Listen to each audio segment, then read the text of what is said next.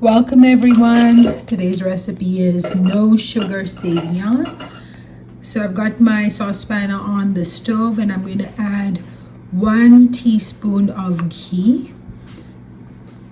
And once the ghee melts, I will add half a cup of these dry Seviyaan and just roast it for about a minute or so, maybe 2 minutes, and roast it on medium to low heat because you don't want the Seviyaan to burn.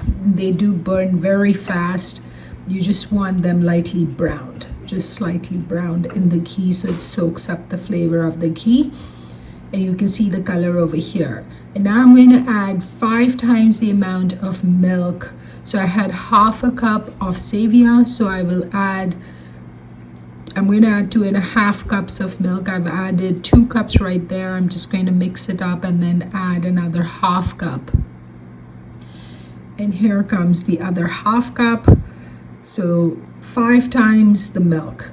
Now some people do make the Seviyaan first in water and then add the milk later, and I don't like that because it gives a watered down taste. I like this version. So I've added a bit of the saffron, as you saw right in the milk. Now I'm going to mix it up well. I'll bring the milk up to boil and then simmer it on low for exactly 5 minutes. And that's enough to cook the Seviyaan kheer through.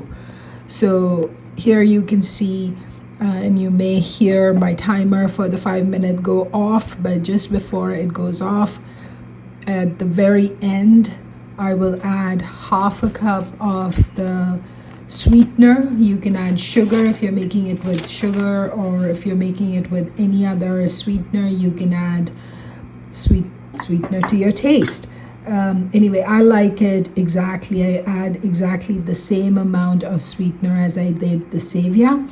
So I've got half a cup of the sweetener, which is the sugar equivalent. So it measures exactly the same as sugar. So it is a little bit on the sweeter side when you add that much sugar or sweetener, but we do like this. I'm tasting it and it looks good. And here's my final version of the Seviyaan. It's just the right amount, the consistency that I like.